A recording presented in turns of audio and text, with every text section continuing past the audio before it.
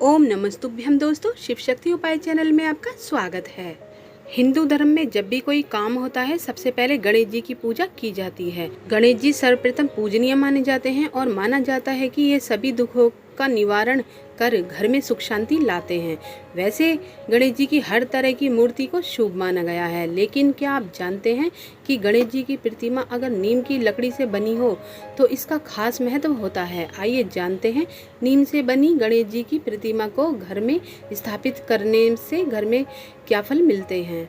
ज्योतिष शास्त्र के अनुसार अगर घर में नीम की लकड़ी से गणेश जी की मूर्ति रखी है तो सभी प्रकार के कष्ट दूर हो जाते हैं। गणेश विघ्नहर्ता माने जाते हैं, इसलिए उनकी नीम की लकड़ी से बनी मूर्ति उनकी किसी परेशानी को ज़्यादा दिन रहने नहीं देती। नीम की लकड़ी से बनी प्रतिमा घर में रखकर इसकी रोजाना दीप जलाकर पूजन करें। कहा जाता है कि जिससे शत्रु अपनी शत्रुता छोड़कर पीछे हट जाते हैं, उसके मन में आपके प्रति बनी जो बदले की भावना होती है वो खत्म हो जाती है। और नीम की लकड़ी से बनी प्रतिमा घर में रखने से घर में धन का आगमन होता है, बहुत ही ज़्यादा बना रहता है। घर में किसी प्रकार की धन की कमी नहीं होती। इससे घर में हो रहे कलेश भी दूर हो जाते हैं। वहीं ये तो सभी जानते हैं कि किसी भी पूजा को यदि सही समय पर सही विधि विधान और श्रद्धा के साथ किया जाए तो इससे हमें सफलता प्राप्त होती है। उसी प्रकार से यदि कोई विशेष प्रकार से बनी प्रतिमा स्थापना घर में की जाए तो इससे हमारे घर में सुख शांति बनी रहती है। आपको बता दें, यदि घर में नीम की लकड़ी से तैयार भगवान गणेश की प्रतिमा को रखने से हम हर तरह की परेशानी को, बाधाओं और परेशानियों से बच सकते हैं।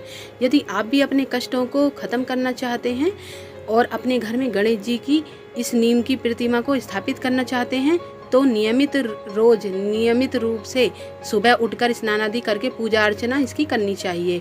नीम की लकड़ी से बनी गणेश जी की प्रतिमा की स्थापना घर पर करने से आपके घर के हर विपदा दूर हो जाएगी। नीम की लकड़ी से बनी गणेश जी की मूर्ति रोज पूजा करने से दुश्मन भी दोस्त बन जाते हैं। इस मूर्ति को पूजा घर में रखने से नकारात्मक ऊर्जा दूर होती है और सकारात्मकता का प्रभाव घर में आता है। नीम से बनी गणेश जी की प्रतिमा को घर में रखने से घर में हमेशा धन संपदा बनी रहती है। नीम की लकड़ी से बनी गणेश जी की प्रतिमा की पूजा करने से रोज करने से सभी तरह के वास्तु दोष भी खत्म हो जाते हैं, दूर हो जाते हैं।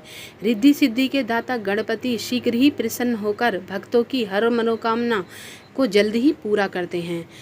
ज्योतिष शास्त्र के अनुसार इस प्रतिमा को घर में रखने से किसी प्रकार के टोटके का असर नहीं होता और परिवार में खुशहाली बनी रहती है।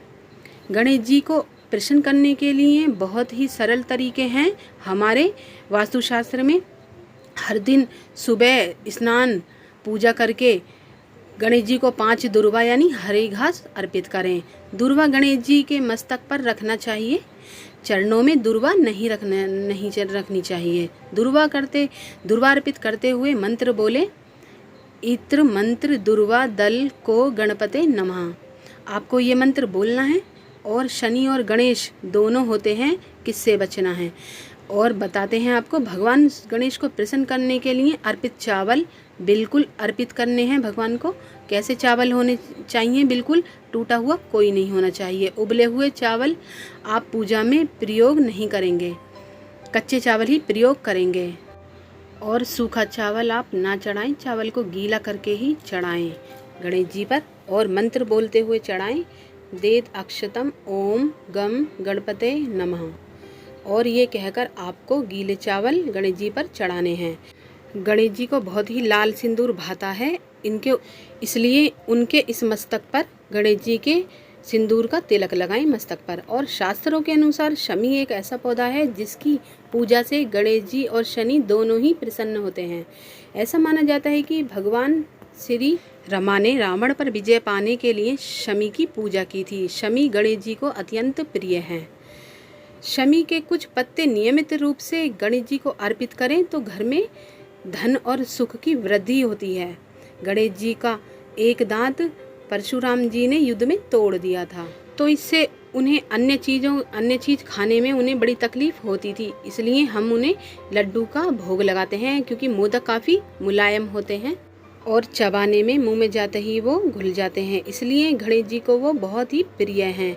और अगर आपको कोई आर्थिक या कोई भी विघ्न आ रही है तो गणेश जी की पूजा करने से पहले ये संस्कृत में श्लोक है, आप ये बोल सकते हैं, गजाननम भूतगणादि सेवितम कपित जम्बू फल चारु भक्षणम उमासुतम शोक विनाश कारकम नमामि विघ्नेश्वर पाद पंकजम। तो आप ये श्लोक संस्कृत में आप बोल सकते हैं गणेश जी की पूजा आराधना करने से पहले और स्टार्ट करने से पहले। तो आपको ये वीडियो कैसी लगी? वीडियो उपयोगी लगी है तो लाइक शेयर सब्सक्राइब ज़रूर कर देना। पास में बेल आइकन का बटन भी प्रेस कर देना, जिससे हमारी आने वाली वीडियो आपको मिलती रहे। तो तब तक के लिए ओम नमः शिवाय।